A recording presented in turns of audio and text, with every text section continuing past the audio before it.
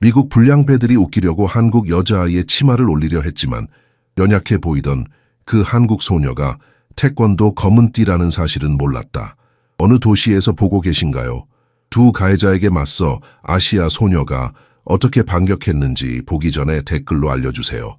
포틀랜드의 회색빛 하늘에서 내리는 차가운 빗방울이 김지은의 뺨을 적셨습니다. 16번째 생일을 맞은 지 얼마 되지 않은 그녀는 웨스트빌 고등학교의 거대한 철문 앞에 서서 깊은 숨을 들이마셨습니다. 심장은 마치 도망치라고 외치는 듯 미친 듯이 뛰었습니다. 집에서 수천 킬로미터 떨어진 이곳, 낯선 나라에서의 첫날이었습니다. 할머니, 저 괜찮을까요? 그녀는 마음속으로 중얼거렸습니다. 할머니의 따뜻한 손길이 그리웠습니다. 서울에서의 마지막 아침, 할머니는 지은의 손을 꼭 잡으며 속삭였습니다. 네가 누구인지 절대 잊지 마라. 우리 가문의 자부심을 기억하렴.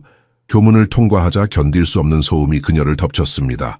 미국 10대들의 날카로운 웃음소리, 사물함 문이 쾅 닫히는 소리, 복도를 가득 메운 영어 대화가 그녀의 귀를 찔렀습니다.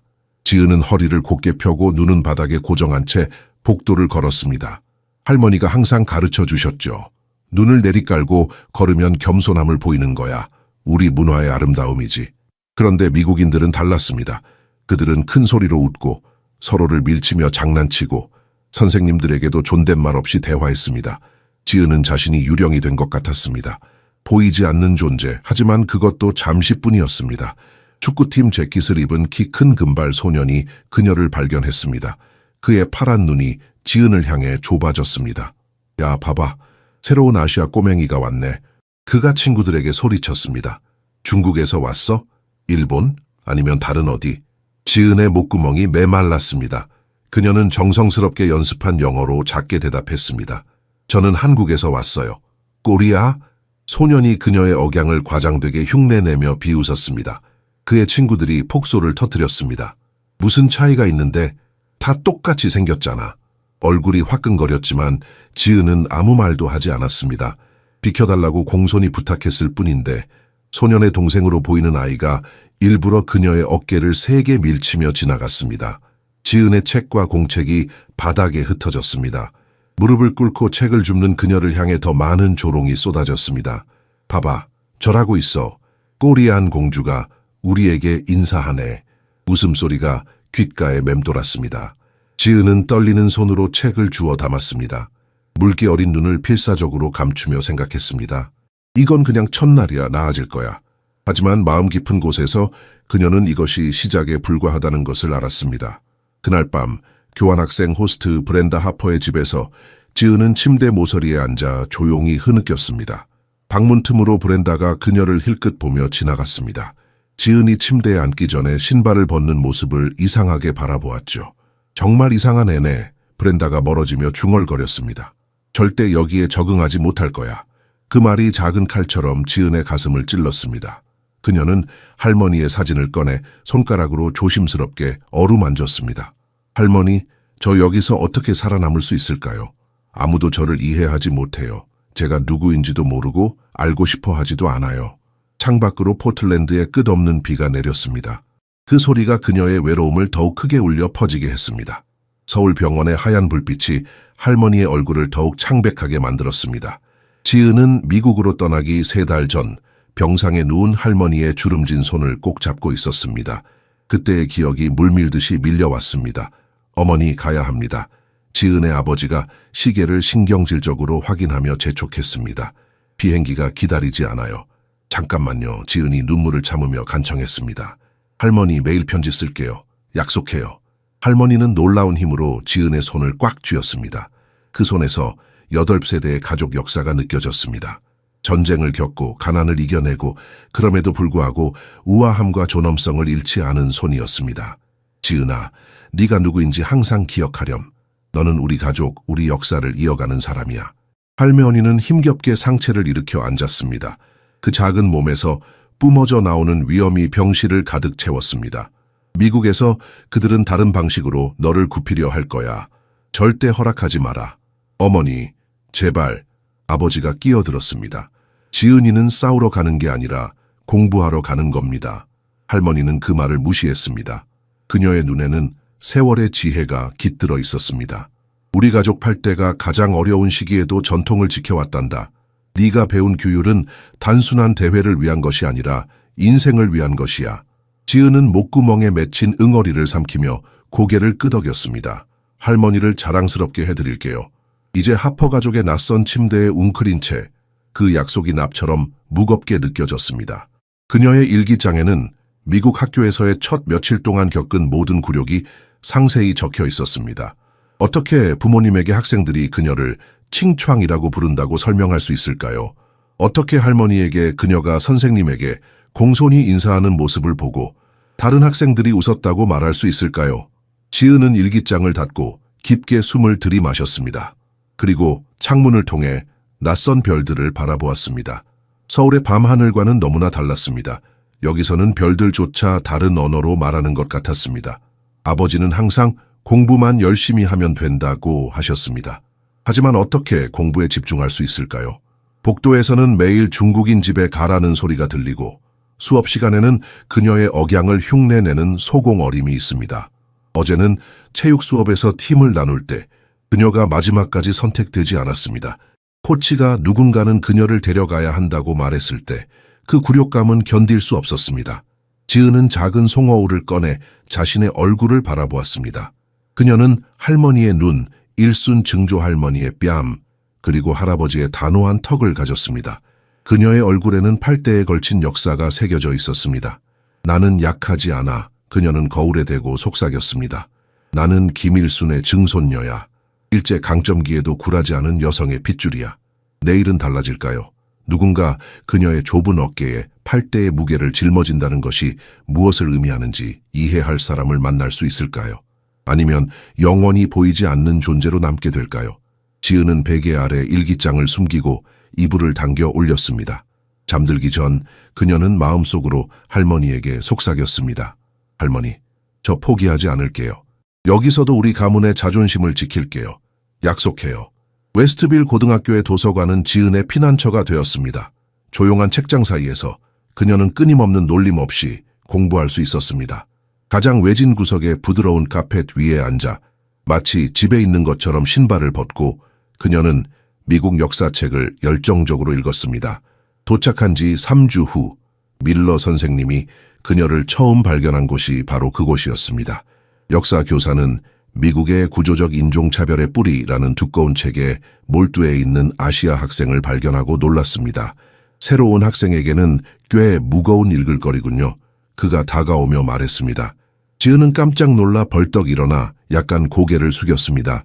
선생님, 신발 벗어서 죄송합니다. 밀러는 미소 지었습니다. 걱정 마세요. 사실 책에 대한 존중이라고 생각합니다. 선생님은 지은의 완벽한 필체로 작성된 꼼꼼한 노트를 관찰했습니다. 도표 역사적 사건을 연결하는 화살표, 조심스럽게 기록된 인용문들. 인상적이네요. 그가 중얼거렸습니다. 정말 학습에 전념하고 있군요. 지은은 볼이 붉어지는 것을 느꼈습니다. 한국에서는 공부하는 것이 당연했습니다. 여기서는 그것이 이상한 것처럼 보였습니다.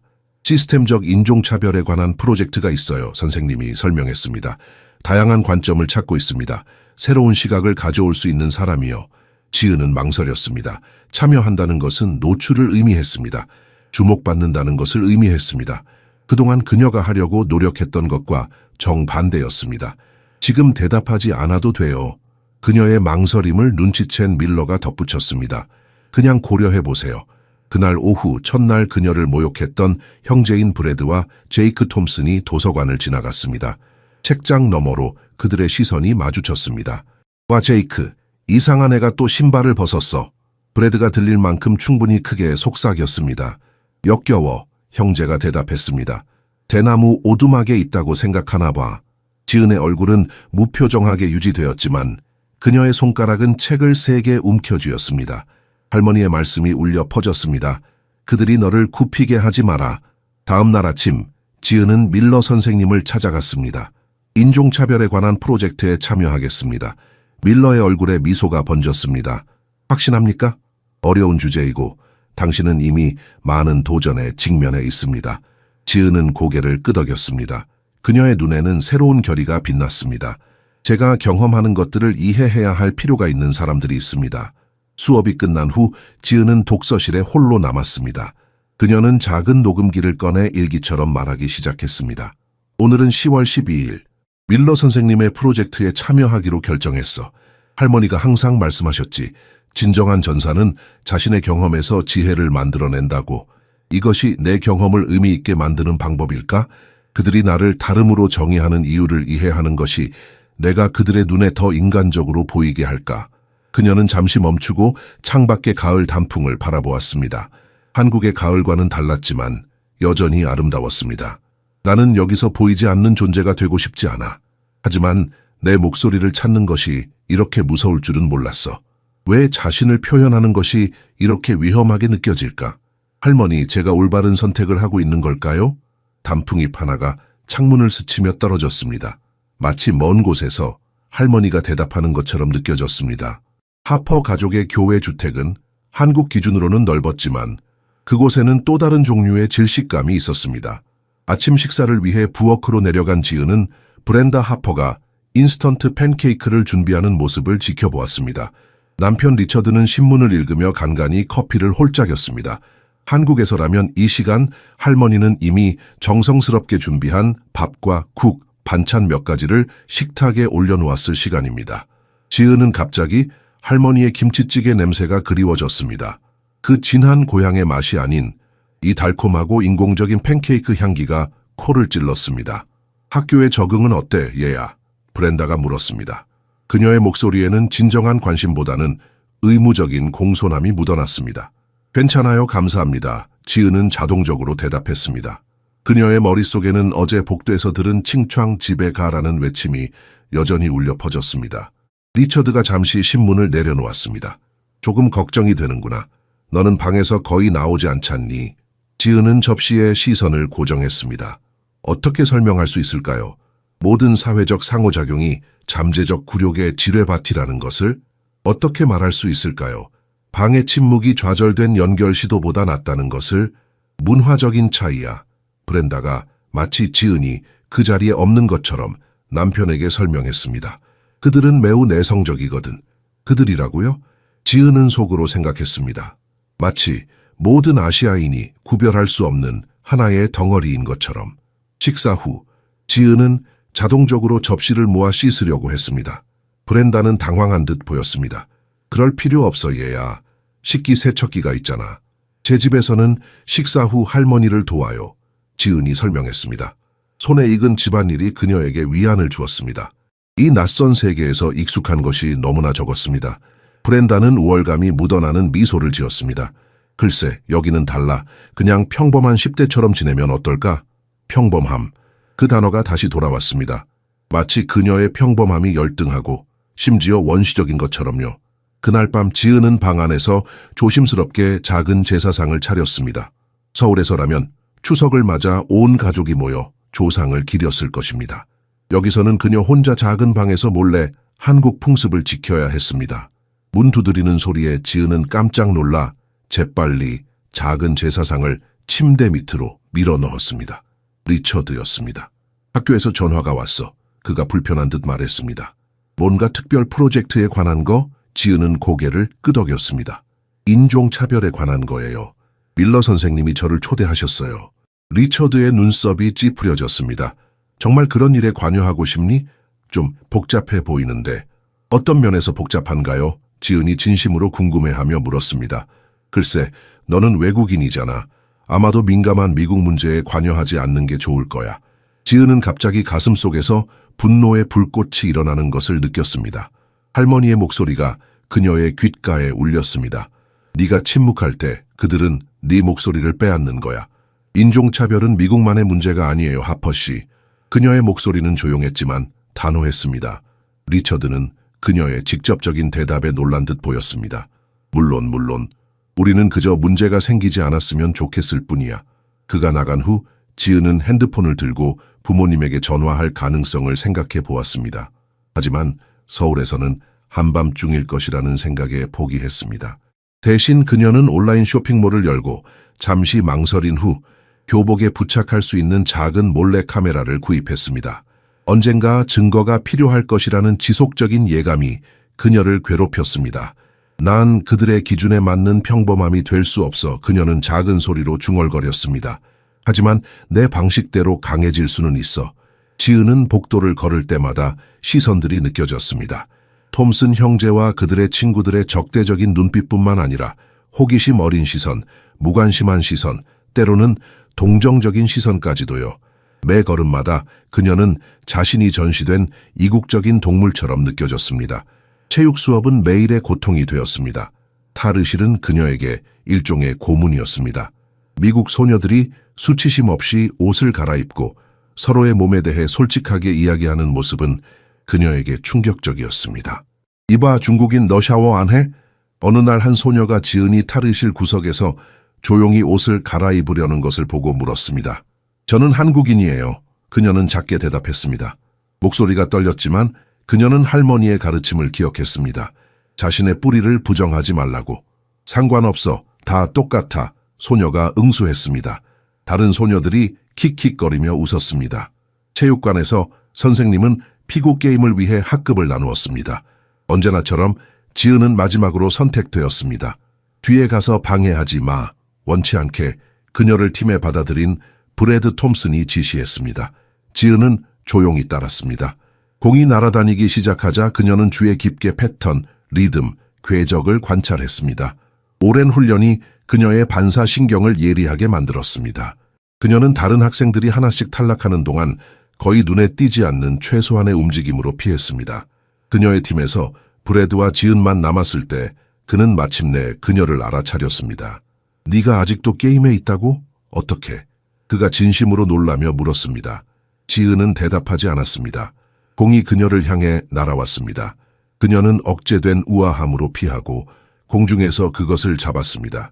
계산된 정확도로 그녀는 상대편 선수 하나를 탈락시켰습니다. 브래드는 잠시 감명받은 듯 그녀를 응시했습니다. 하지만 그의 놀라움은 오래가지 않았습니다. 그는 곧 맞고 탈락했습니다. 지은은 홀로 남았습니다. 3명의 상대팀 선수들이 그녀를 노려보았습니다. 한때 보이지 않는 아시아 소녀가 이제 모든 시선의 중심이 되었습니다. 첫 번째 공이 날아왔습니다. 지은은 마치 물속에서 움직이는 것처럼 부드럽게 피했습니다. 할머니가 가르쳐준 태권도 훈련이 그녀의 몸에 새겨진 듯했습니다. 두 번째 공, 세 번째 공, 모두 안정된 손으로 잡았습니다. 체육관에는 침묵이 내려앉았습니다. 그녀의 우아한 움직임, 완벽한 자기 통제에 모두가 놀랐습니다. 한 번의 정확한 던지기로 지은은 마지막 상대를 탈락시켰습니다. 경기가 끝났습니다. 잠시 동안 아무도 움직이지 않았습니다. 그녀의 팀원들조차 어떻게 반응해야 할지 몰랐습니다. 그들이 무시했던 조용한 아시아 소녀가 전체 팀을 구했습니다. 학교를 나서면서 밀러 선생님이 그녀에게 다가왔습니다. 체육 수업에서 당신을 봤어요. 지은은 등골이 서늘해지는 것을 느꼈습니다. 너무 많이 드러낸 걸까요? 인상적인 반사신경이군요. 그가 계속했습니다. 매우 정확한 움직임. 운이 좋았어요. 그녀는 시선을 피하며 대답했습니다. 그런 종류의 운은 없습니다. 밀러가 주장했습니다. 훈련처럼 보이는데요. 지은은 침묵을 지켰습니다. 선생님은 부드럽게 미소 지었습니다. 비밀을 간직하는 것은 괜찮아요, 지은 씨. 우리 모두 우리만의 비밀이 있으니까요. 집으로 걸어가면서 지은은 며칠 안에 도착할 작은 카메라에 대해 생각했습니다. 그녀는 또한 통제, 규율, 신중함을 그토록 강조했던 할머니에 대해 생각했습니다. 진정한 전사는 적절한 순간까지 보이지 않게 남아있다. 할머니는 항상 말씀하셨습니다. 지은은 자신을 드러낼 필요가 없기를 바랐습니다. 하지만 그 희망이 점점 희미해지고 있다는 것을 알았습니다. 인종차별 체계에 관한 발표회 당일, 강당은 거의 가득 찼습니다. 지은은 무대 뒤에서 자신의 차례를 기다리며 파워포인트를 마음속으로 다시 한번 검토했습니다. 심장이 목구멍까지 차오르는 듯했지만 할머니의 가르침이 귓가에 울렸습니다. 두려움은 느껴도 괜찮아. 하지만 두려움에 굴복하는 것은 안 돼. 그리고 이제 밀러 선생님이 마이크에 대고 발표했습니다. 이 주제에 대한 국제적 시각을 들어보겠습니다. 한국에서 온 교환학생 김지은 학생을 환영해 주세요. 지은이 무대에 오르자 호기심 어린 침묵이 강당을 채웠습니다. 손이 약간 떨렸지만 자세는 완벽했습니다. 엄격한 훈련의 결과였습니다. 기회를 주셔서 감사합니다. 그녀가 예상보다 더 단단한 목소리로 시작했습니다. 오늘 저는 미국에서의 아시아인에 대한 인종차별에 대해 이야기하려고 합니다. 새로운 사람으로서 저는 이것을 직접 경험하고 있습니다. 슬라이드가 정확하게 넘어갔습니다. 증오 범죄에 관한 통계, 제2차 세계대전 중 일본계 미국인의 강제 수용과 같은 역사적 사건들, 아시아계 미국인 활동가들의 인용문, 그녀의 연구는 완벽했고 분석은 놀라울 정도로 성숙했습니다. 하지만 숫자는 추상적입니다. 그녀가 마지막 부분에 도달하며 말했습니다. 이곳에 온 지 단 3달 만에 저는 한국인임에도 불구하고 17번이나 중국인이라고 불렸습니다. 9번이나 너의 나라로 돌아가라는 말을 들었습니다. 저의 억양을 조롱하는 목소리는 거의 매일 들었습니다. 눈에 띄는 불편함이 청중을 스쳐 지나갔습니다. 일부 학생들은 바닥을 쳐다보았고 다른 학생들은 민망한 시선을 교환했습니다. 지은은 자신의 발표가 불편한 진실을 건드리고 있다는 것을 알았습니다. 한국에서는 눈을 내리깔고 걸으면 존경을 표현하는 것으로 배웠습니다. 여기서는 그것이 약함이나 굴종으로 해석된다는 것을 배웠습니다. 다른 문화, 비슷한 가치, 다양한 이해, 강당 뒤쪽에서 억눌린 웃음소리가 들리기 시작했습니다. 브래드와 제이크 톰슨이 공개적으로 조롱하며 과장된 인사 제스처를 취하고 있었습니다. 몇몇 분들이 웃으시는 것 같네요. 지은이 직접적인 대결로 자신도 놀라며 계속했습니다. 아마도 우리가 직접 경험하지 않는 고통은 우리에게 보이지 않기 때문일 것입니다. 웃음소리가 갑자기 멈췄습니다. 잠시 동안 지은과 제이크의 시선이 마주쳤습니다. 그녀는 처음으로 도착한 이후 시선을 피하지 않았습니다. 그의 눈에서 불편함과 분노가 섞인 감정을 읽을 수 있었습니다. 발표를 마치자 박수 소리가 처음에는 망설이다가 점차 커졌습니다. 몇몇 교사들이 일어섰습니다. 소수의 학생들도 마찬가지였습니다. 톰슨 형제는 팔짱을 끼고 앉아 있었고 그들의 얼굴은 경멸의 표정으로 굳어 있었습니다. 백스테이지로 돌아오자 밀러 선생님이 미소를 지으며 다가왔습니다. 훌륭했어요, 지은 씨. 용기가 필요한 일이었죠. 아직 끝나지 않았어요. 지은이 조용히 대답했습니다. 그녀는 톰슨 형제가 출구 근처에서 다른 축구팀 선수들과 대화하는 것을 볼 수 있었습니다. 그들의 시선이 그녀에게 꽂혔습니다. 조심하세요, 밀러 선생님이 경고했습니다. 당신은 그들의 세계관을 흔들었어요. 사람들은 그런 것을 좋아하지 않죠. 집으로 가는 길에 지은은 뭔가 다른 것을 느꼈습니다. 어깨에 짊어진 무게가 약간 변화한 듯 했습니다. 마치 할머니에게 한 약속을 마침내 지키기 시작한 것처럼 느껴졌습니다. 하지만 동시에 그녀는 이것이 끝이 아니라 시작에 불과하다는 것을 알았습니다. 그리고 그 생각이 그녀를 두렵게 하는 동시에 이상하게 흥분시켰습니다. 지은의 인종차별에 관한 발표는 학교 분위기에 변화를 가져왔지만 반드시 좋은 방향은 아니었습니다. 일부 학생들이 복도에서 그녀에게 인사를 건네기 시작한 반면 톰슨 형제들은 괴롭힘을 더욱 심화시켰습니다. 발표 다음 주 월요일, 지은은 자신의 사물함에 돌아가라는 단어가 영구 마커로 낙서되어 있는 것을 발견했습니다. 심장이 철렁 내려앉았지만 그녀는 침착하게 젖은 휴지로 글자를 지웠습니다. 하지만 잉크는 완전히 지워지지 않았고 흐릿한 흔적이 남았습니다. 그냥 무시해. 그녀는 스스로에게 속삭였습니다. 그들이 원하는 것은 네가 반응하는 것뿐이야. 화요일에는 점심시간 동안 가방이 사라졌다가 나중에 쓰레기통에서 콜라에 흠뻑 젖은 채로 발견되었습니다. 지은은 교과서와 노트를 구하기 위해 눈물을 참으며 더러운 쓰레기를 헤쳐야 했습니다. 누군가가 지나가며 쓰레기통에서 음식을 찾고 있어? 라고 놀렸습니다. 그날 밤 지은은 폰으로 할머니에게 메시지를 보냈습니다. 병원에 계신 할머니가 읽을 수 있을지는 확실하지 않았지만 그래도 마음이 조금은 위로가 되었습니다. 할머니, 오늘은 어려운 하루였어요. 하지만 저는 강해질 거예요. 할머니가 가르쳐 주신 대로요. 수요일에 작은 카메라가 도착했습니다. 지은은 그것을 조심스럽게 살피다가 셔츠 주머니에 은밀하게 부착했습니다. 각도를 테스트하여 정면 상호작용을 적절하게 촬영할 수 있는지 확인했습니다. 이건 그냥 예방책일 뿐이야. 그녀는 이런 조치를 취하는 것에 대한 죄책감을 떨쳐내려고 중얼거렸습니다. 같은 날 수학 수업으로 향하던 중 브래드 톰슨이 그녀의 길을 막았습니다. 그의 눈에는 새로운 악의가 깃들어 있었습니다. 이봐 발표자, 이제 우리를 인종차별로 고발할 거야. 지은은 비켜서려 했지만 그는 그녀를 막기 위해 움직였습니다. 제이크가 곧바로 뒤에 나타나 복도에 넘을 수 없는 장벽을 형성했습니다. 제발 수업에 가야 해요. 그녀가 차분히 말했습니다. 심장은 빠르게 뛰었지만 그녀의 목소리는 흔들리지 않았습니다. 제발 수업에 가야 해요. 브래드가 가성으로 흉내냈습니다. 넌 네가 아주 똑똑하다고 생각하지? 모두에게 우리가 악당인 것처럼 생각하게 만들어. 사실이 아닌 말은 하지 않았어요. 사실? 브래드가 위협적으로 다가섰습니다. 지은의 코까지 얼굴이 불과 몇 센티미터 거리였습니다. 그의 입에서 나오는 민트 껌 냄새가 역겨웠습니다. 사실은 네가 여기에 속하지 않는다는 거야. 갑작스러운 움직임으로 그는 지은이 들고 있던 책을 쳐서 바닥에 흩뿌렸습니다. 꼼꼼하게 정리된 종이들이 사방으로 날아갔습니다. 이런 실수였어. 네가 우리를 실수로 인종차별주의자처럼 보이게 한 것처럼. 지은은 물건을 줍기 위해 몸을 숙이며 커져가는 분노를 통제하기 위해 깊게 숨을 들이마셨습니다. 카메라가 조용히 모든 것을 기록하고 있었습니다. 그래, 숙여서 주워 중국인, 제이크가 도발했습니다. 저는 한국인이에요. 지은이 위험을 갖고 일어서며 정정했습니다. 더 이상 시선을 피하지 않았습니다. 그녀의 눈에는 불꽃이 타올랐습니다. 상관없어, 브래드가 대답했습니다. 우리에게는 다 똑같아. 그 순간 애슐리 그린, 인기 있는 소녀 중 한 명이 복도를 지나가다 이 장면을 목격했습니다. 잠시 그들의 시선이 마주쳤습니다. 지은은 미국 소녀의 눈에서 예상치 못한 감정을 보았습니다. 불편한 양심의 섬광이었습니다. 나중에 수업 후 텅 빈 체육관에서 지은은 할머니가 가르쳐준 호흡 운동을 연습했습니다. 정확한 움직임, 통제된 호흡, 집중된 마음, 공격이 아닌 저항을 위한 준비였습니다. 휴대폰 화면에 어머니로부터 새로운 메시지가 떠올랐습니다. 할머니 상태가 악화되었어. 의사들은 낙관적이지 않아.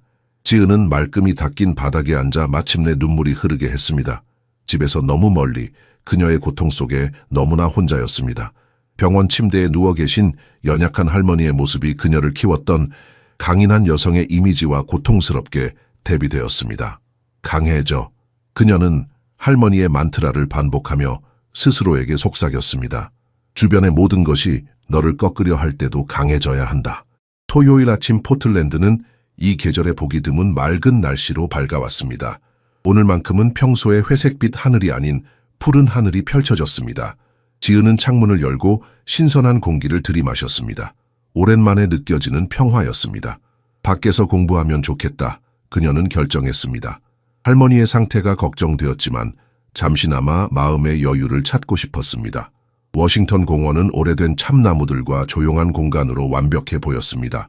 고대 나무들 사이로 스며드는 햇살이 마치 서울의 남산 공원을 걷던 기억을 떠올리게 했습니다.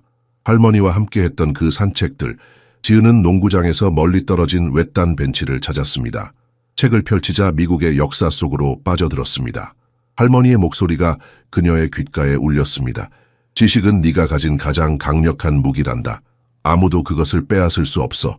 평화는 거의 1시간 동안 이어졌습니다. 그때 익숙한 목소리가 공기를 가르며 들려왔습니다. 봐봐, 우리가 좋아하는 발표자가 여기 있네.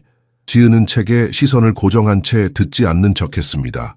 브래드와 제이크 톰슨이 경기를 마치고 땀에 젖은 채로 접근하고 있었습니다. 그들의 표정은 좋은 의도가 아님을 분명히 보여주었습니다. 누가 말하면 무시하는 건 무례한 거야. 제이크가 그녀의 손에서 책을 잡아채며 말했습니다. 제발 돌려주세요. 지은이 목소리를 통제하며 요청했습니다. 할머니의 말씀이 떠올랐습니다. 분노는 내 적이 아니라 너를 해치는 법이란다. 제발 돌려주세요. 제이크가 조롱했습니다. 이게 그렇게 중요한 거야? 피터슨 선생님 수업용이에요. 그녀가 손을 내밀며 설명했습니다. 월요일까지 끝내야 해요. 브래드가 책을 대충 넘겨보았습니다. 너무 지루해. 당신에게는 그럴 수도 있겠죠. 지은이 처음으로 짜증이 묻어나는 목소리로 대답했습니다. 어이, 판다가 발톱을 숨기고 있었네. 브래드가 웃었습니다. 뭐가 더 있는지 한번 볼까? 그가 지은의 가방을 잡으려 했습니다. 그녀는 단단히 붙잡고 다시 당겼습니다. 긴장감이 순식간에 고조되었습니다. 나요? 그녀가 이제 진정으로 화가 나서 요구했습니다. 들었어, 제이크? 우리한테 명령하고 있어. 재빠른 움직임으로 제이크가 지은을 밀치는 동안 브래드는 가방을 잡아챘습니다. 그녀는 뒤로 비틀거렸지만 톰슨 형제들을 놀라게 한 우아함으로 균형을 회복했습니다. 제이크는 그녀의 저항에 화가 나서 다시 다가왔습니다. 미국식 존중 수업을 가르쳐 줄까? 그의 눈빛이 위험한 빛을 띠었고 그가 그녀의 치마를 향해 손을 뻗었습니다. 그 순간 지은의 내면에서 무언가가 부서졌습니다. 오랜 세월의 훈련, 엄격한 규율, 절대적인 자기 통제가 순수한 본능적 반응의 단일 순간으로 귀결되었습니다. 톰슨 형제들이 인식할 시간조차 없었던 유연한 움직임으로 지은은 몸을 회전시켰습니다. 그녀의 다리가 완벽한 홀을 그리며 제이크의 무릎 옆을 가격했습니다. 심각하게 다칠 정도의 힘은 아니었지만 그를 완전히 균형을 잃게 하기에는 충분했습니다. 제이크는 충격으로 눈을 크게 뜬 차에 바닥에 쓰러졌습니다. 브래드가 분노에 차서 달려들었지만 그의 주먹은 놀라울 정도로 강한 작은 손에 공중에서 잡혔습니다. 정확한 압력 포인트를 누르며 정밀한 비틀기, 그리고 그는 형제 옆에 무릎을 꿇고 있었습니다. 뭐야? 브래드가 다친 손목을 문지르며 소리쳤습니다. 지은은 완벽하게 통제된 호흡으로 방어 자세를 유지했습니다. 전체 사건은 10초도 차에 걸리지 않았습니다. 형제들은 어색하게 일어났습니다. 고통과 굴욕이 뒤섞인 표정이었습니다. 제이크는 바닥에서 지은의 책을 집어들었습니다. 이건 우리가 가져갈게. 여기서 있었던 일에 대해 조용히 있겠다는 보증으로. 그들은 서둘러 떠났지만 마치 그녀가 쫓아올까 두려워하는 듯 계속해서 뒤를 돌아보았습니다. 지은은 혼자 남겨졌습니다. 두려움이 아닌 억눌린 아드레날린으로 떨고 있었습니다. 셔츠에 부착된 카메라는 모든 것을 담아냈습니다. 도발, 임박한 공격, 그리고 그녀의 균형 잡힌 대응까지. 미국에 온 이후 처음으로 그녀는 진정으로 강해진 느낌이 들었습니다. 할머니의 손녀로서, 8세대의 조용한 저항의 후계자로서. 공원에서 집으로 천천히 걸어가는 동안 지은은 결심했습니다. 더 이상 숨지 않을 거야. 할머니가 가르쳐 주신 대로 내 자리를 지킬 거야. 월요일 아침 지은은 주요 복도에서 인내심 있게 기다렸습니다. 내면에서는 폭풍이 몰아치고 있었지만 외면적으로는 평온했습니다. 할머니의 말씀이 그녀의 가슴 속에서 울려 퍼졌습니다. 넌 태풍의 눈처럼 고요해야 한다. 주변의 혼돈에도 불구하고 중심에는 평화가 있어야 해. 브래드와 제이크가 팀 동료들과 대화하는 모습이 보이자 그녀는 그들에게 직접 걸어갔습니다. 몇 주 전의 지은이었다면 상상도 할 수 없는 행동이었습니다. 제 책을 돌려주세요. 그녀가 차분하게 말했습니다. 그녀의 직접적인 접근에 모두가 놀랐습니다. 형제들은 불안한 시선을 교환한 후 억지 웃음을 지었습니다. 네가 무슨 말을 하는지 모르겠는데 판다. 브래드가 주변을 둘러보며 친구들이 자신을 지지해 주는지 확인하며 대답했습니다. 공원에서 가져간 책이요. 미쳤나 봐. 제이크가 다른 사람들에게 말했습니다. 어딘가에 두고 왔겠지. 지은은 두 사람에게 시선을 고정했습니다. 더 이상 낮은 시선도 굴종적인 태도도 없었습니다. 그녀의 자세 변화는 너무 극적이어서 많은 학생들이 이 상호작용을 지켜보기 위해 멈춰 섰습니다. 마지막 기회예요. 그녀가 폭풍 전의 물처럼 차분한 목소리로 말했습니다. 아니면 뭐? 브래드가 도전적으로 물었습니다. 모두 앞에서 내 쿵푸 트릭을 시도할 거야? 처음으로, 미국에 온 이후 처음으로 지은은 미소를 지었습니다. 그 미소는 평온한 만큼이나 두려웠습니다. 아니요. 하지만 후회하게 될 거예요. 그녀는 돌아서서 떠났고 복도에 호기심 많은 증인들 사이에 혼란스러운 형제들을 남겨두었습니다. 그날 밤 하퍼 가족의 집에 있는 자신의 방에서 지은은 카메라에서 작은 메모리 카드를 꺼냈습니다. 노트북에 연결한 후 지난 며칠 동안의 영상을 시청했습니다. 모든 것이 거기에 있었습니다. 복도에서의 괴롭힘, 떨어뜨린 책들, 그리고 결정적으로 공원에서의 사건. 체계적인 차분함으로 지은은 손가락이 떨리는 것도 모른 채 밤늦게까지 영상을 편집했습니다. 마치 할머니가 가르쳐준 태권도 동작을 연습하듯 그녀는 각 장면을 정밀하게 다듬었습니다. 복도에서의 언어적 학대, 책이 바닥에 흩어지는 순간, 공원에서 그들이 그녀를 둘러싸고 위협하는 장면, 그리고 가장 중요한 제이크가 그녀의 치마를 향해 손을 뻗는 순간까지 모든 증거가 선명했습니다. 이제 그들은 내가 누구인지 알게 될 거야. 그녀는 작은 목소리로 중얼거렸습니다. 8세대의 힘이 내 안에 흐르고 있다는 것을. 그녀는 3개의 별도 파일을 만들었습니다. 하나는 신몬즈 교장 선생님께, 다른 하나는 국제 교환학생 프로그램 담당자에게, 마지막 하나는 비공개 설정된 유튜브 채널에 업로드했습니다. 화면을 응시하며 지은은 깊은 호흡을 했습니다.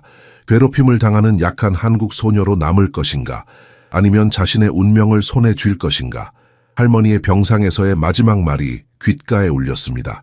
네가 누구인지 항상 기억하렴. 결정적인 순간이었습니다. 그녀는 브래드와 제이크에게 영상 링크와 함께 짧은 메시지를 보냈습니다. 내일 모든 사람들이 당신들의 진짜 모습을 보게 될 것입니다. 보내기 버튼을 누르자마자 그녀의 휴대폰이 울렸습니다. 한국에서 걸려온 영상 통화였습니다. 어머니였습니다. 이 시간에 서울에서는 한밤중일 텐데 지은의 심장이 멈춘 듯 했습니다. 통화 버튼을 누르기 전 그녀는 깊게 숨을 들이마셨습니다. 어머니의 얼굴이 화면에 나타났습니다. 붉고 부은 눈. 말이 필요 없었습니다. 지은은 즉시 알았습니다. 언제요? 그녀는 세상이 무너지는 듯한 느낌 속에서 물었습니다. 어젯밤 어머니가 부드럽게 대답했습니다. 잠든 중에 떠나셨어. 고통 없이. 지은은 고개를 끄덕였지만 말을 할 수 없었습니다. 그녀의 할머니, 그녀의 힘, 그녀의 영감, 그녀가 수천 마일 떨어진 곳에 있는 동안 떠나셨습니다. 작별 인사도 없이, 마지막 포옹도 없이. 마지막 말씀은 내에 관한 것이었단다. 어머니가 계속했습니다. 내 정신이 멀리 있어도 더 강해지는 것을 느낀다고 하셨어. 전화를 끊은 후 지은은 오랫동안 움직이지 않고 앉아 있었습니다. 그녀의 뺨을 타고 눈물이 흘러내렸지만 그녀의 눈에는 결연한 빛이 있었습니다. 그녀는 방금 막 보낸 이메일을 생각했습니다. 할머니, 그녀는 속삭였습니다. 할머니가 저를 지켜보고 계시죠? 내일 제가 누구인지 어떤 사람인지 모두에게 보여줄게요. 할머니가 자랑스러워 하실 수 있도록. 창문 밖으로 별 하나가 유난히 밝게 빛나고 있었습니다. 지은은 그것이 우연이 아니라고 느꼈습니다. 그녀의 할머니의 영혼이 그곳에 별 속에 있었습니다. 지켜보고 있었습니다. 기다리고 있었습니다. 아침 내내 지은의 휴대폰은 진동을 멈추지 않았습니다. 그녀가 거의 알지 못하는 학생들로부터의 메시지, 이제 널리 퍼진 영상에 대한 댓글, 소셜미디어 알림까지. 단 몇 시간 만에 그녀는 보이지 않는 소녀에서 관심의 중심으로 변모했습니다. 버스에서 내려 학교로 향하는 순간 그녀는 갑자기 무릎이 약해지는 것을 느꼈습니다. 그동안 꿈꿔온 순간이 마침내 현실이 되었지만 지금은 두려움이 엄습했습니다. 할머니가 돌아가셨다는 현실이 새벽의 냉기처럼 그녀를 감쌌습니다. 힘을 내 그녀는 속삭였습니다. 할머니를 위해서. 학교에 들어서자 복도는 잠시 조용해졌다가 곧 속삭임으로 폭발했습니다. 전에는 그녀를 피하던 시선들이 이제는 존경과 충격, 심지어 존중이 섞인 표정으로 그녀를 따라다녔습니다. 접수 비서가 입구에서 그녀를 가로막았습니다. 김지은 학생, 교장 선생님께서 즉시 보자고 하셨어요. 신몬즈 교장 선생님의 사무실에는 이미 브래드와 제이크가 앉아 있었고 그들의 표정은 명백히 동요된 상태였습니다. 그들의 부모 엄격한 모습에 중역들도 화난 듯 제스처를 취하고 있었습니다. 김 학생 함께 해주세요. 교장 선생님이 팽팽한 목소리로 말했습니다. 우리는 그 사건에 대해 논의하고 있었습니다. 이건 논의가 아닙니다. 브래드의 아버지가 끼어들었습니다. 명예훼손 소송의 위협입니다. 영상은 누가 누구를 공격했는지 명확하게 보여줍니다. 지은이 놀라운 침착함으로 대답했습니다. 내면의 격동을 숨기며 그녀는 대화 내내 똑바로 앉아 있었습니다. 허가받지 않은 녹화, 남자가 반박했습니다. 사생활 침해, 문이 열리고 밀러 선생님이 폴더를 들고 들어왔습니다. 오리건은 일방적 동의 녹음주에 해당합니다. 그가 차분히 알렸습니다. 그리고 사건이 공공장소에서 발생했으므로 법적으로 사생활에 대한 기대가 없습니다. 당신의 아들들은 제자를 성적으로 공격하려 했습니다. 밀러 선생님이 계속했습니다. 영상이 그것을 명백하게 증명합니다. 브래드와 제이크는 의자에 깊숙이 앉아 자신의 부모를 마주 볼 수 없을 정도였습니다. 그저 외국인이라서 오해한 장난일 뿐입니다. 제이크의 아버지가 시도했습니다. 문을 두드리는 소리가 논쟁을 중단시켰습니다. 일부 괴롭힘을 목격했던 인기 있는 소녀 애슐리 그린이 망설이며 들어왔습니다. 증언하러 왔어요. 그녀가 선언했습니다. 그날 공원에 있었어요. 멀리서 지켜봤어요. 그들이 먼저 그녀를 도발했고 그녀의 치마를 들어올리려 했어요. 방 안에 침묵이 내려앉았습니다.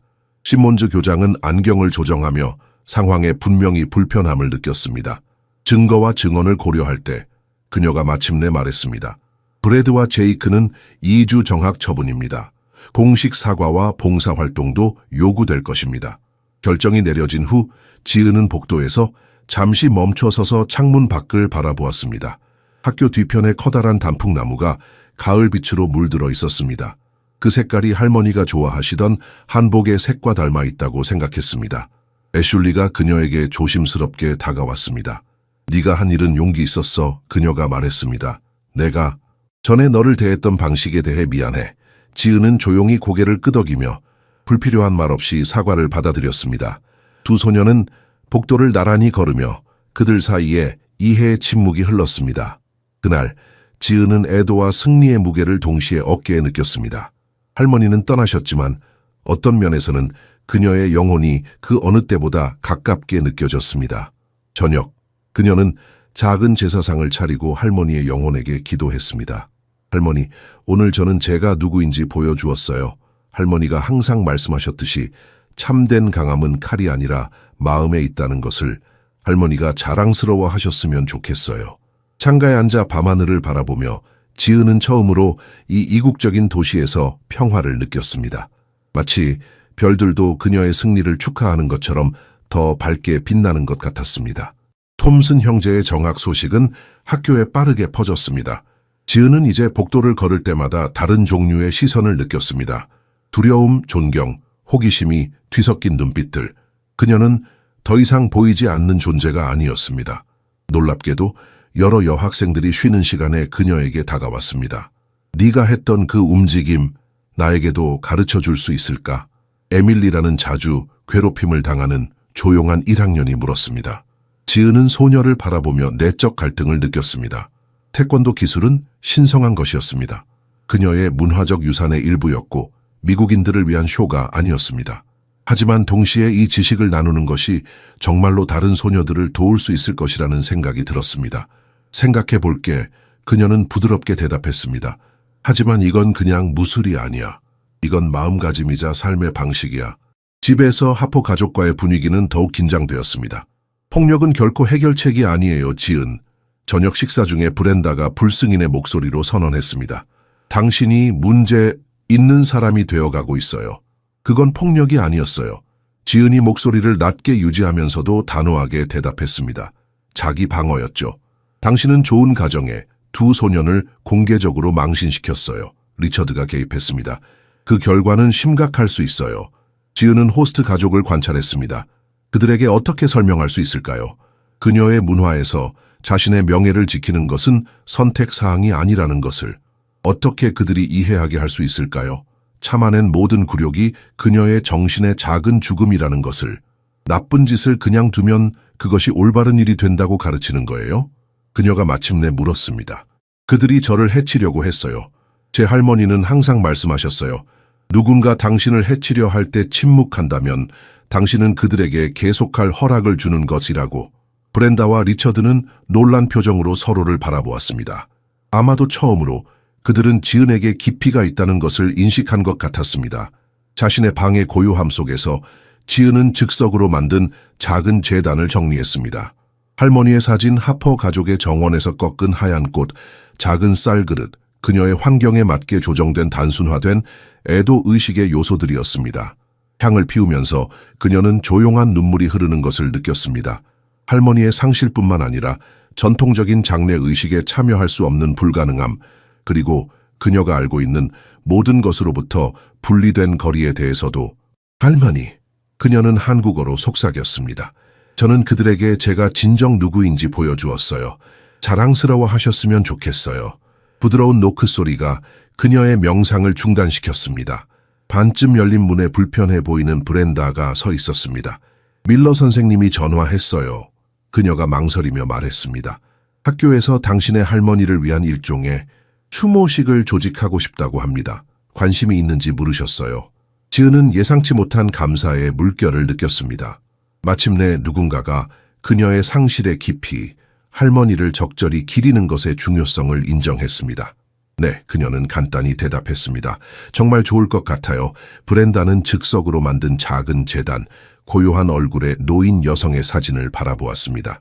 잠시 그녀의 표정이 부드러워졌습니다. 당신의 할머니는 놀라운 여성으로 보이네요. 그녀가 이해의 빛이 스치며 언급했습니다. 그분은 저에게 모든 것을 가르쳐 주셨어요. 지은이 대답했습니다. 단지 태권도만이 아니라 그분은 제가 누구인지 가르쳐 주셨어요. 지은이 미국에 온 이후 처음으로 그들은 진정한 대화를 나누었습니다. 인간 대 인간으로서의 대화였습니다. 그날 밤 지은은 창가에 앉아 서울에 있는 부모님과 영상통화를 했습니다. 장례식은 어땠어요? 그녀가 물었고 목이 메었습니다. 아름다웠어, 딸아, 어머니가 대답했습니다. 할머니는 평화롭게 떠나셨어. 그리고 그분은 네가 거기서 강해지고 있다는 것을 알고 계셨어. 어떻게 그걸 아셨죠? 지은이 궁금해했습니다. 할머니의 마지막 말씀은 지은이가 마침내 자신의 날개를 펼치고 있다였단다. 너를 항상 믿으셨어. 전화를 끊은 후 지은은 처음으로 완전한 의무감이 아닌 선택으로 작은 운동 루틴을 시작했습니다. 할머니가 가르쳐 주신 태권도 품새를 천천히 진행하면서 그녀는 슬픔이 자신을 통해 흐르도록 허락했습니다. 동작을 마치며 갑자기 마음속에서 생각이 떠올랐습니다. 할머니는 결코 그녀가 숨길 것을 바라지 않으셨습니다. 할머니는 그녀가 빛나기를 원하셨습니다. 웨스트빌 고등학교의 작은 강당은 우아한 단순함으로 장식되었습니다. 흰색과 파란색 천, 한국 전통상장의 색상, 이 벽에 걸려 있었습니다. 부모님이 디지털로 보내준 지은의 할머니 사진들이 여러 인생 단계에서 작지만 힘이 넘치는 여성의 모습을 보여주고 있었습니다. 지은은 참석자 수에 놀랐습니다. 교사들은 당연히 있었지만 그녀가 거의 알지 못했던 많은 학생들도 있었습니다. 애슐리가 작은 하얀 꽃다발을 들고 가장 먼저 도착했습니다. 강당에 들어서면서 지은은 시선을 느꼈습니다. 하지만 이번에는 다른 종류의 시선이었습니다. 호기심 많은 눈이 아니라 존중하는 눈빛이었습니다. 짧은 시간에 그녀는 보이지 않는 존재에서 학교 공동체의 중요한 일원으로 변모했습니다. 밀러 선생님이 무대에 올라 마이크를 조정했습니다. 이 의식은 종교적인 것이 아닙니다. 그가 존중의 표시로 설명했습니다. 문화적인 것입니다. 최근 우리를 떠난 김지은 학생의 할머니인 박선자 여사의 삶을 기념하는 자리입니다. 지은은 한국에서 가져온 전통 흰색 한복을 입고 천천히 무대로 걸어갔습니다. 연설문을 든 그녀의 손이 약간 떨렸지만 그녀의 얼굴은 모두를 감동시킨 평온함을 보여주었습니다. 한국에서는 사람이 다른 이들의 기억 속에 살아있는 한 결코 죽지 않는다고 말합니다. 그녀는 강당 전체에 들릴 만큼 부드럽지만 또렷한 목소리로 시작했습니다. 제 할머니는 78년을 사셨습니다. 마지막 16년 동안 그녀는 부모님이 일하는 동안 저를 키우셨습니다. 그분은 저에게 진정한 힘은 싸움에서 이기는 것이 아니라 어떤 싸움이 가치 있는지 선택하는 데 있다고 가르치셨습니다. 지은은 계속해서 어린 시절의 추억을 나누었습니다. 할머니가 김치 담그는 법을 가르쳐 주신 것, 태권도 훈련을 조용한 규율로 지도하신 것, 서울의 겨울밤에 들려주시던 옛 이야기들. 할머니는 미국을 방문한 적이 없으세요. 지은이 목이 메어 말했습니다. 하지만 이제 저를 통해 그녀의 일부가 여기 살고 있습니다. 그녀가 끝내자 깊고 존경스러운 침묵이 강당을 채웠습니다. 그리고 천천히 애슐리가 일어나 박수를 치기 시작했습니다. 다른 사람들이 따랐고 결국 전체 강당이 기립하여 박수쳤습니다. 지은은 깊이 고개를 숙였습니다. 두려움이나 억압 때문이 아니라 자유로운 선택으로 존경을 표하는 마지막 인사였습니다. 의식이 끝난 후 여러 학생들이 다가와 조의를 표했습니다. 지은은 할머니가 가르쳐준 품위로 각자를 맞이했고 개인적인 비극이 어떻게 그녀와 미국 학생들 사이에 예상치 못한 다리를 만들었는지 깨달았습니다. 가장 놀라운 것은 브렌다 하퍼가 강당 뒤에서 조용히 의식을 지켜본 후 눈물을 머금고 다가온 것이었습니다. 당신을 이해하지 못했어요. 여성이 고백했습니다. 당신의 격식이 냉담함이라고 생각했고 당신의 의식이 이상하다고 생각했어요. 이제 그것이 모두 존경과 명예에 관한 것임을 알겠어요. 지은은 그 인정이 무엇을 의미하는지 표현할 말이 없어 고개를 끄덕였습니다. 그날 저녁 학교 정원에서 애슐리가 지은에게 다가왔습니다. 두 소녀는 벚꽃 나무 아래 벤치에 나란히 앉았습니다. 봄이 아니었기에 꽃은 없었지만 나무의 고요한 존재가 그들에게 위안을 주었습니다. 나도 비밀이 있어. 애슐리가 긴 침묵 끝에 망설이며 말했습니다. 이 모든 해 동안 다른 이들을 놀리고 있었던 건 나도 괴롭힘의 대상이었기 때문이야. 내가 뚱뚱하다는 이유로. 애슐리의 눈에 눈물이 고였습니다. 그녀는 손톱으로 팔에 있는 상처를 무의식적으로 긁었습니다. 왜 지금 나에게 이걸 말하는 거야? 지은이 부드럽게 물었습니다. 네가 나에게 보여줬어. 잔인함 없이도 강할 수 있다는 걸. 내 방어막은 항상 공격이었어. 약하게 보이지 않기 위해 먼저 상처를 줬던 거야. 그녀는 깊은 숨을 들이마셨습니다. 하지만 내 할머니의 추모식에서 네가 슬픔 속에서도 얼마나 위험 있게 행동하는지 봤어. 그건 아름다웠어. 지은은 애슐리의 손을 살짝 잡았습니다. 문화적 장벽, 괴롭힘의 역사, 그리고 수천 마일의 거리를 넘어 그들은 이해의 순간을 찾았습니다. 할머니는 항상 말씀하셨어. 지은이 조용히 말했습니다. 진정한 힘은 다른 사람을 밟아 올라가는 것이 아니라 함께 일어서는 것이라고. 애슐리의 눈에서 눈물이 흘러내렸습니다. 나는 항상 혼자였어. 인기 있는 척하면서도 항상 혼자였어. 이제는 아니야. 지은이 대답했습니다. 돌아가는 길에 하늘은 포틀랜드 특유의 부드러운 비로 어두워졌습니다. 하지만 지은은 더 이상 그 회색 빛을 우울하게 느끼지 않았습니다. 그것은 단지 다른 종류의 아름다움이었습니다. 할머니가 가르쳐 주셨듯이 모든 장소에는 그곳만의 정신이 있습니다. 그날 밤 지은은 일기의 상실이 아닌 보이지 않는 다리에 대해 썼습니다. 어떻게 할머니의 죽음이 예상치 못한 방식으로 전에는 불가능해 보였던 연결을 만들어냈는지에 대해. 할머니, 그녀는 마지막 문장을 쓰며 속삭였습니다. 저는 여전히 당신이 그립지만 오늘 처음으로 여기에 있는 것이 옳다고 느꼈어요. 할머니의 지혜가 저를 통해 살아가고 있어요. 그리고 어쩌면 그것이 할머니가 원하셨던 것일지도 모르겠어요. 추모식으로부터 한 달이 지났습니다. 학교는 미묘하지만 중요한 방식으로 변화했습니다. 복도에 괴롭힘 반대 포스터가 등장했고 문화 다양성 클럽이 활동을 시작했으며 한때 보이지 않던 지은은 이제 존경받는 존재가 되었습니다. 화요일과 목요일 오후 작은 체육관은 지은이 마지못해 가르치기로 동의한 자기 방어 수업을 위해 예약되었습니다. 처음에는 애슐리를 포함한 5명의 소녀들로 시작했던 것이 빠르게 15명으로 늘어났습니다. 그녀는 단순한 신체 기술뿐만 아니라 그 기초가 되는 원칙들도 가르쳤습니다. 태권도는 상처를 입히는 것이 아닙니다. 그녀가 인내심 있게 설명했습니다. 자신감에 관한 것입니다. 자신을 방어할 수 있다는 것을 알게 되면 거의 그렇게 할 필요가 없게 됩니다. 하퍼 가족도 변화했습니다. 리처드는 지은이 한국에서 가져온 책들을 위해 그녀의 방에 작은 책장을 설치했습니다. 브렌다는 금요일마다 한국 요리를 시도했는데 결과는 다양했지만 노력은 진심이었습니다. 도서관에서 지은은 이제 어린 학생들에게 수학을 도와주었습니다.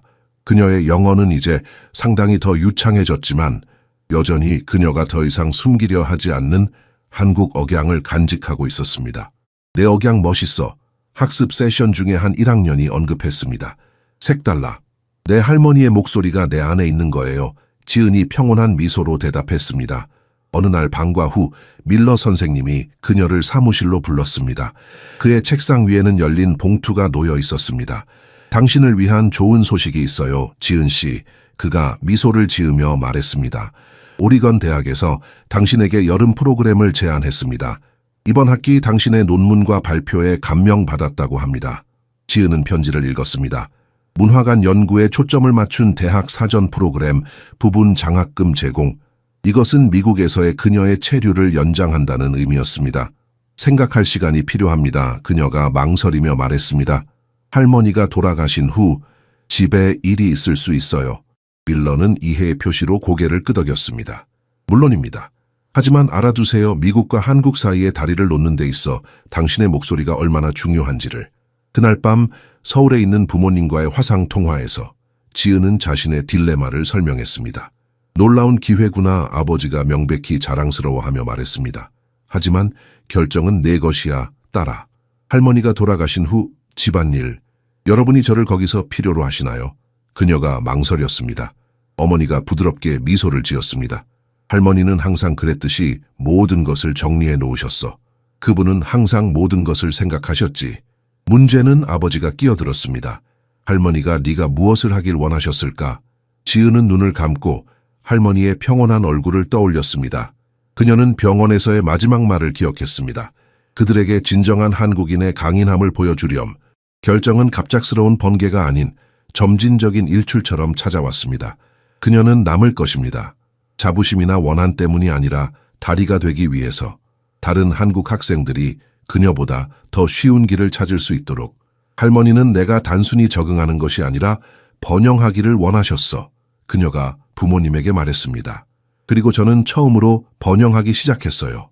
지은은 창밖을 바라보았습니다.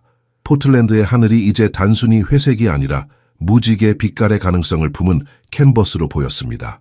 그리고 어쩌면 그녀는 덧붙였습니다. 제가 여기 있으면 할머니의 정신이 제가 있는 한 계속해서 살아갈 수 있을 거예요.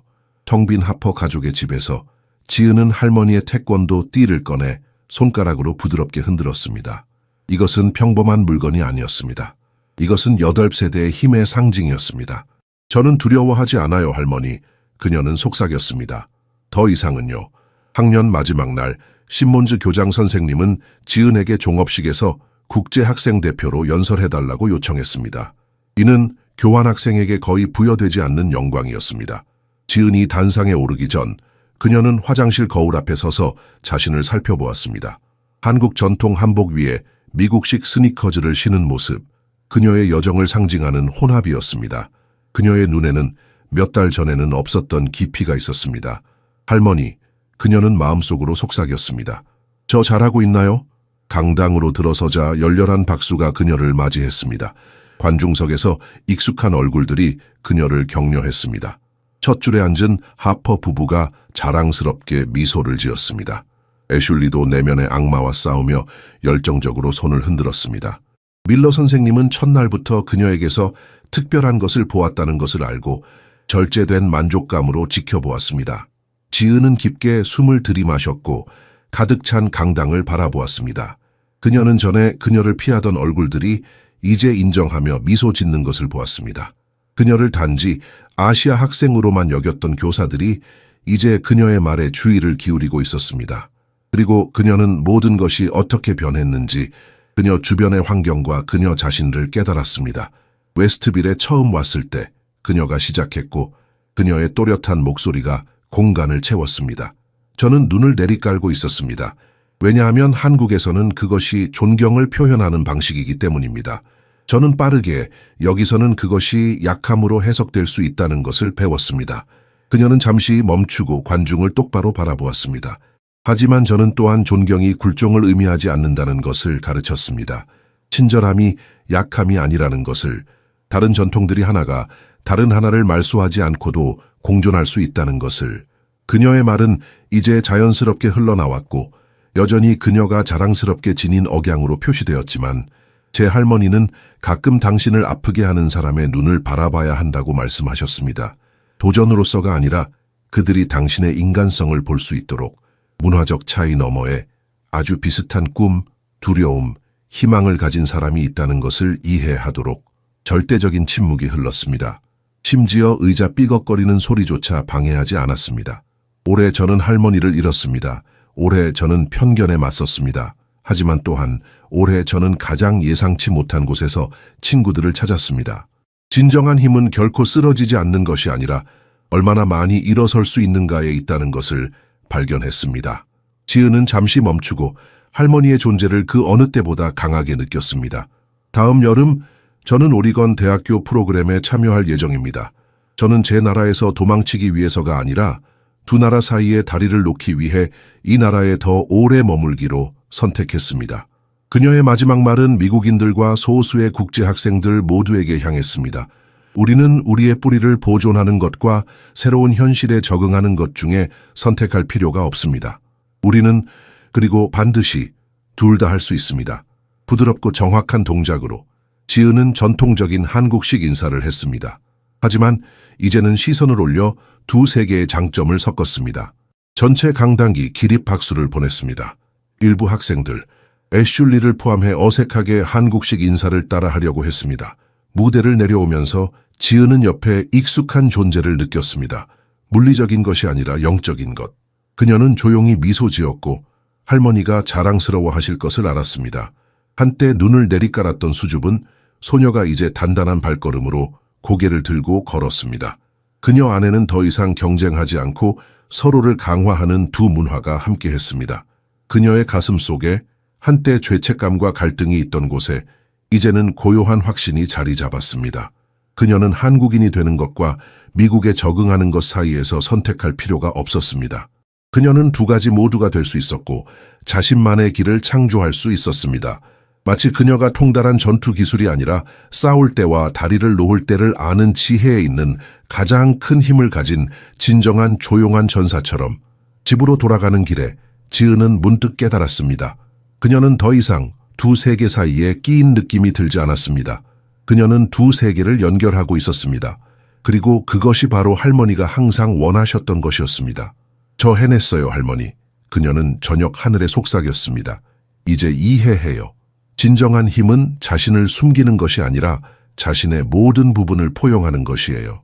바람이 그녀의 머리카락을 가볍게 쓰다듬었고 그것은 마치 할머니의 손길처럼 느껴졌습니다.